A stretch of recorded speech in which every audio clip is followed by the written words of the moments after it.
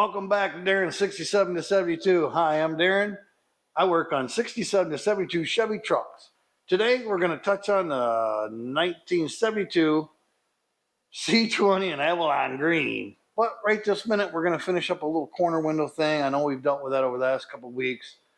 I got some part issues. We'll talk about that. But that's on the 1968 C10 in bright white. Come on, let's get this done. So, corner window. Here's what we got.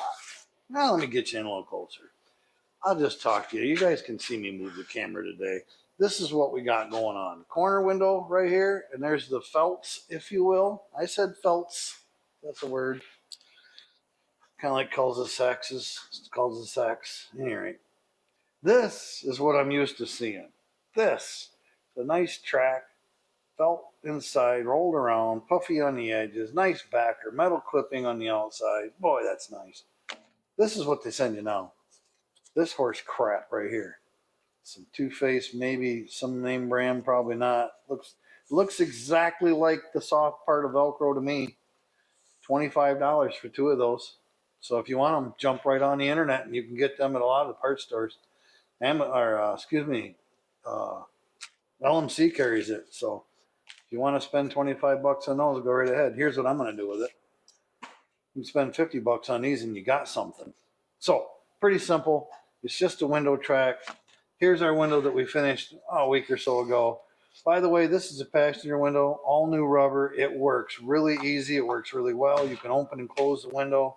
Driver's side, not so much. It's just tighter for some reason. I'll keep working on it, but this one works really well. So all I've done is I just took some silicone, RTV, whatever brand you want. This is, the bottom of that's rock hard. Nothing's worth a crap anymore. The bottom of that's set up. Whatever. So I put 5 blobs in there. You don't need a ton. It's just to keep this from falling or slipping out. The only thing I want you to keep in mind is putting this to the top. It doesn't have to be right to the tippy top, but it seems to, I said tippy top. It seems to work really well if you do. It doesn't make that much difference. I just like a nice finished product. It shouldn't matter. But all you're going to do is just press this in there against that RTV. You might put some tape on it to hold it in, and it should go almost to the very top. You can be back down just a little bit because you got your window channel that's going to go fit up into the top. But you don't want a gap. You want to go past the part where it dips in, even though I think that's where the original stopped. And that's all you're after right here. Now, because that's got metal in it, you can go, and I probably will, go along in here with an awl or a large punch or something and spread that out so it kind of fits in there and it doesn't fit so tight on your window. So I'll do that after we get off camera, but that's it. Just put it in there. That glue is going to hold it. It's not going anywhere. That's just to keep from sliding in and out. So I'll leave that alone for a few days before we put it in, and that'll be ready to assemble. Let's get over to the air conditioner that's used up all my time this week. Yeah, that's how things have been going. All right, I might as well show you. I didn't put enough glue in there. I'm not happy with it. I'm going to pull it out, see if I don't get my hands all messy because I got that goopy goo in there. Somebody's probably asking, why don't you just fill it up? Well, if you ever have to replace this, what a nightmare that would be. But we'll put one more blob right here because I don't really care right now. It's going to make it, I don't know, 30 years? Are we shooting for 50 again? Yeah, why not? That's enough. I'm not putting any more. So I put 6 globs in there. What do I do? Flip it over? I almost tricked myself. All right, let's put it back in the same way. That one, the globs line up. Didn't get on my gloves yet. Got a little on the track there. I have to wipe that off. All right, that's going to hold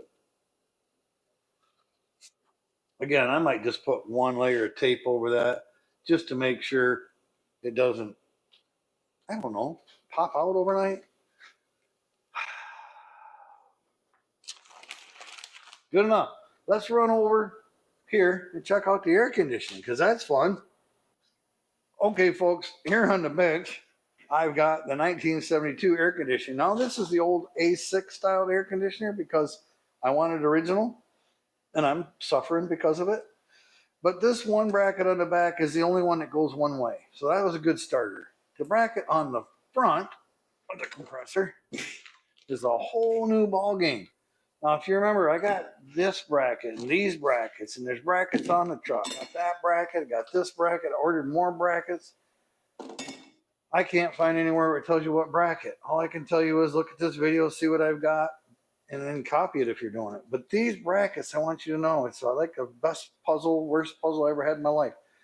These 3 bolts can go here, they can go here, it can go here, or it can go here. That's a lot of variables. Or just, guess what? You can flip it over, put it here, that's a different spot, or here, or here. Did I show you this one? You can put it here.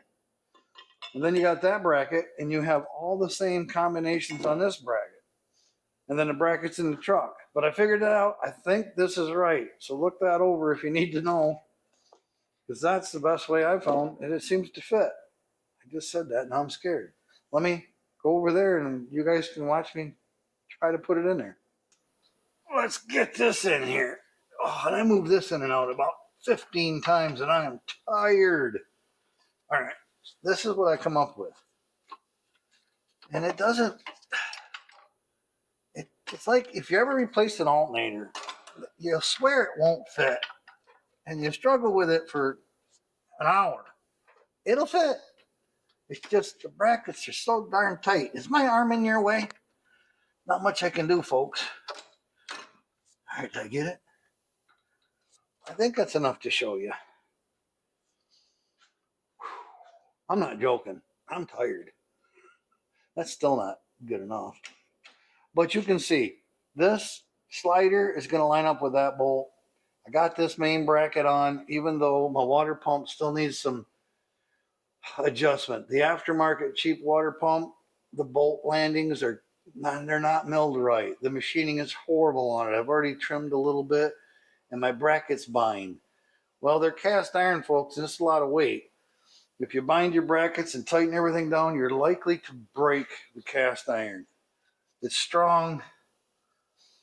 I don't know how to word it. It's strong in tension, but not sideways. So that's where this basically goes. I say basically because there's so much manipulation involved in these brackets. But the belt's going to line up. I can see that I got that right. This bracket here comes up into this part here.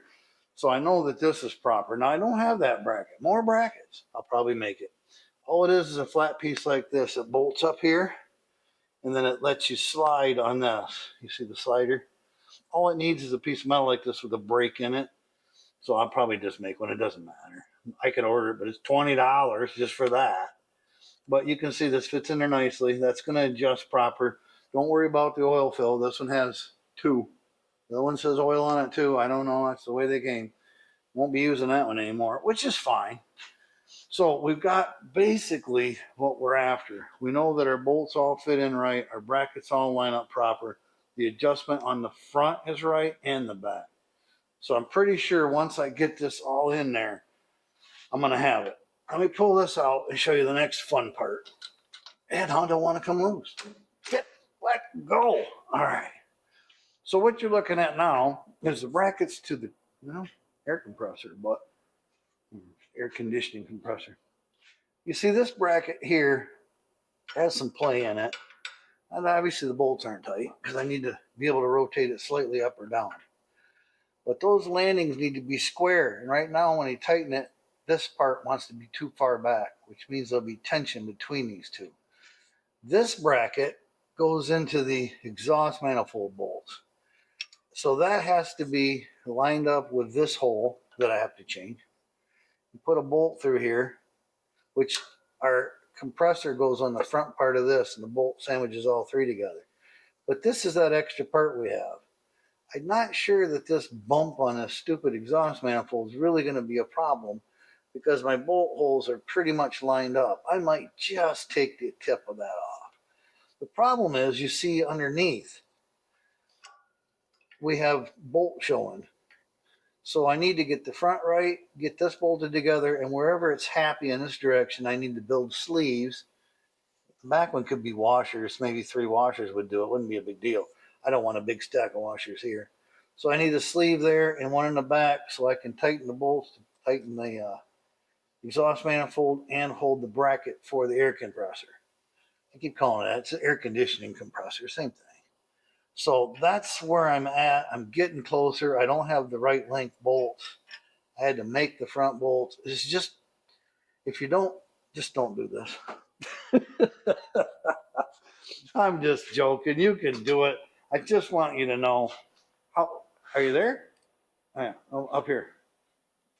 I just want you to be aware if you're doing this factory air conditioning thing, it's no joke. It's a puzzle. Enjoy working on it as a puzzle, but you just aren't going to come out here and slap one right together. I can tell you that. Yeah, it's not. You're not going to be easy. But I will be honest with you. I've done the aftermarket air conditioners, and their brackets and stuff. They're horrible too.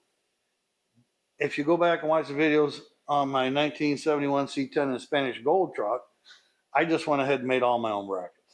Well, that took time. But at least I was able to build off of one bracket to another and I knew everything fit. Where these, I kind of got to play fitment on all of them to get everything kind of the way they need to be. I'm sure GM didn't do it, but they didn't have this 50-year later water pump made by somebody that don't care. And the aftermarket exhaust manifold isn't helping me any. So there's definitely some finessing to be done on this, but I do have my POA coming. That was the last thing. We'll move on from this air conditioning. This POA valve is bad. Critical component to the air conditioning. The companies that I had lined up when I was going to do this job no longer provide the service to rebuild them, or they don't make them anymore. Yeah, I haven't talked about it probably in a week or so because of that. They make some kind of aftermarket switching on off air conditioning thing, which is fine for the new compressors, but the old compressors weren't designed for that, and it'll ruin the clutch. My new compressor, hey, I don't know. They say it can handle it, but that's not the way the system's designed. I did end up finding through, I think his name's Jeff. I really do. I think both you guys are. I got a couple of good Jeffs in my life. The other guy that I work with, I can't believe it. It's either Jeff or Dave, but I'm pretty sure it's Jeff as well. He had done a couple air conditioners. He looked on his phone. Yeah, they quit doing it. They quit making it. There's some company down south. I don't remember where. I don't care. You can only deal with them through email. What in the world kind of business is that? But being that I was so limited, I did the email game. That took 3 days. Just to find out all they do is make them pretty. I'm not joking. If you mail this to them, all they're going to do is bead blast it, fancy name for sandblast it, and put new Schrader valves in it. Pretty much anything you could do in the kitchen. You can scrub this in the kitchen sink, and Schrader valves take 2 minutes to put in. Absolute waste of money. I don't know how they even have a business. I don't really think they do. So I finally did order one, believe it or not, from Old Air Products. I keep coming back to them. I'm not sponsored by them. They don't do anything for me except give me what I think is the best product you can buy. I'm not saying it's perfect, just the best thing out there. And they are the only ones that offer a POA aftermarket. So they're my go-to company. They have been. This whole system is made by Old Air in the original style. My other two systems are Old Air products. That's who I'm sticking with from here on out. They have not disappointed me yet. So that's enough of this. We got the window track done. I want to put this window in, but I'm going to let that set up. I'm going to do the other one. This one's not glued in yet. And then we'll come back and see if we can get this driver window put in 1968. Let me take a little break and I'll get right back with you. All right, and we're back at it with the grill. I know we've done a few of these, but it's time to do another one. The reason being is the new 72 had a better grill than goes on my old 72, the one in Avalon Green. And that's kind of been my original truck, keep original grills, keep it as nice as possible. I always put the nicest part I can on that truck and put a slightly used one on these other ones. And that new 72 is going to be the roughest patina I own, so there's no sense in having the best grill on it. At any rate, even though it's the best grill, it still had some issues. I'll just kind of get you and show you the worst part. There was a bunch of dents on it, some dings, the classic. Somebody bumped something with a bumper and it always dings these bottom corners. I don't know that I've seen too many of them in the years that don't have a ding on them. That one does too. So here's what I did. You guys know the hammer and dolly game. That's why I didn't bring you along. But the worst part is this point right here. And I got it pretty good. As you can see, we got a little bit of hammer marks on there, but this was on a plow truck. And that's why the grill is in such good shape, because it had the plow guard on here. The problem is they hit something with the plow and the plow guard caught the center, the nose of this, if you will. And I've got it hammered back to a peak and the dent back out of it. It's a little bit, just a touch thicker, because I think this is laid out. I may do some more fitment when I put it in the truck, but that's the worst one, and it looks pretty good. The next step is to polish it. Again, don't over polish these, because then you'll get into the soft aluminum and it'll be a pain in the butt. So it's just a balancing act to try and polish out some of these water stains and different stuff that are on it without over polishing. This is a little ding down here to show you. I don't know if you can even see it. There was one right here. It was pretty harsh. It's still there, but I've got it smoothed out. I don't mind a little rash here and there, a little ding. It gives it character, but I want the bends out of it. So I've got that pretty smoothed out. The part I'm working on now, we'll do for a few seconds here before I get to the next subject. These rings, I thought they're pretty small. I'll just buy new ones. They're like $40 a piece now. Ridiculous. So we've got a little ding right there. Let's get that out of there. This corner looks like it's, I don't know, a little soft, meaning that it got pushed, but we can just put it on a sandbag here. Trying to get it to where it has a backing, something behind it to hammer on. And just kind of round that, flatten it back out, if you will. I didn't do much there today. Maybe come from the back. These screws are over tightened and then they pull through. So again, this is something you can manipulate your sandbag, get that screw hole on your sandbag, and just work it back in so the screw will hold it. Don't need to over tighten this stuff. It's just aluminum, for crying out loud. This isn't too critical as far as looks. It's just making the hole small enough that the screw will actually hold it. Lots of small taps are better than, full swing on, just hammer on it. I didn't make it look super pretty, but the hole's reinforced now.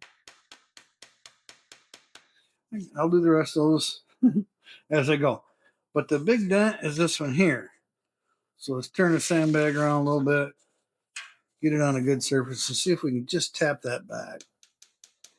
Light taps, kind of work around it. You want to get that metal to kind of flow back in with it rather than hammering on it and creating a mushroom shape. So it's just lots of little taps. No, it won't be perfect, but it'll be way nicer than it was. That's better. I'm not happy yet. Kind of like hammering on the sandbag because I don't need to put earmuffs on. It's a real deadened sound. What now? A little more? Sand isn't hard enough.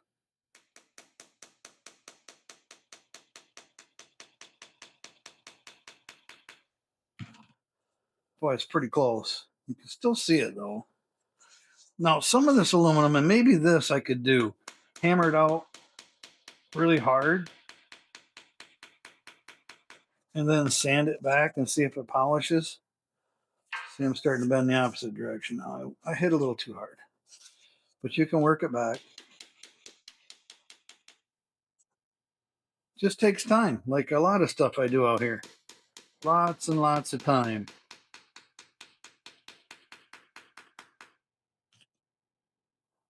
I think I can get that one. I'm gonna have to get a little metal backer on it. But I'm gonna work on that one a little more. There's one here too. This one's on a fold, so I likely won't get much out of that, but let's see what we can do, just for fun. I'm only hammering harder because it's two layers of metal back here. It softened it. I can't quite get where I want to get.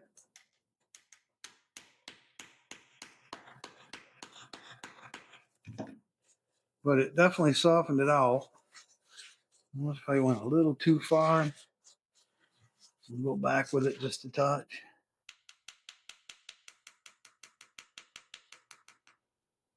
Looking pretty good. Again, not going to go for perfect, just help it blend in. See, that corner's a little high.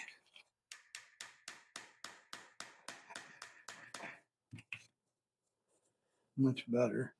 I'm going to work on that one some more in a few minutes, but I want to show you the steering column. So let's look at that. It's over here. It's over there. So I picked up this steering column. This is from 1973 through 80 Chevy van. It's a tilt wheel. It is in good shape. This is just the wires depinned from the neutral safety switch, which is unfortunately mounted up here on the vans. And on a 67 to 72, it's down towards the shaft. So we could cut the hole down here and move it to where it's at on the 67 to 72. But I'm going to look and see if this location where it's at, if there's nothing in the way under the dash, we'll just leave it there. It's not an issue. The biggest issue is on this end, the output shaft. So what we got, this is probably the biggest problem, is on the regular Chevy trucks, the output shaft is only about maybe 2 inches long, and it's splined there for your intermediate shaft. On these vans, there's almost 5 inches here. So something needs to be done with this. Unfortunately, it's splined.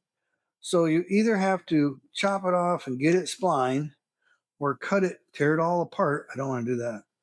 And cut the shaft off and shorten it. Not fond of that idea. I also don't know anybody that can spline this. Now, I could just cheat the splines up in here and hammer on my intermediate shaft. It would probably be fine, and just cross drill it for safety and put a good heavy, number 8 hardened bolt through it, pin, whichever, just to make sure it doesn't come apart. But Tom has an idea that we can cut this off, and they have Jeep. Everybody's using these Jeep intermediate shafts now. So that's the route I think I'm going to go, but I'm not sure it's the best. So the idea here is to use this in Tom's truck. He wanted tilt wheel. I like tilt wheel. These are hard to come by. And the only problem with this particular route, and I'll let you know if it's what I really think's best when we get there. So stay tuned. I'll have a steering column video, the finished product, when I finally figure out what we're really going to do with it. Either rebuild a 68 one and not have tilt, or put this van one in there and have the tilt, which is what I'm going for. But we have to deal with this intermediate shaft. We have to deal with the neutral safety switch. I'm not sure this is what I'm going to suggest people to do. So I'm going to go through the steps on it. I'm going to do everything I can to get this in the 68 in bright white. And if it works out, we'll do a video on it so you guys know what to get, what to buy. The problem I'm finding is I picked this up for $100 and it's in good shape. The head's in good shape. The shaft and everything is really tight.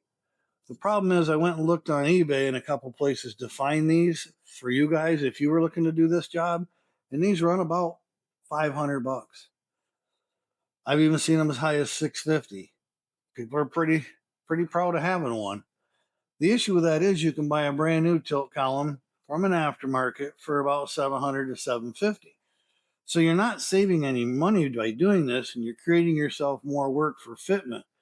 But I'm told this is a much higher quality than the new ones. So keep that in mind. We'll struggle our way through this when that time comes. Still got to get that intermediate shaft and work on that.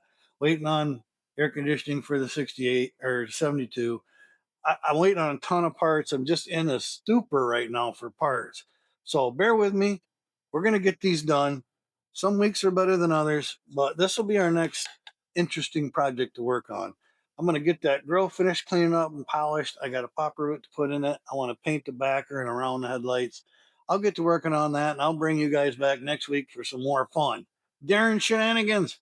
So until then, take care. I got to go.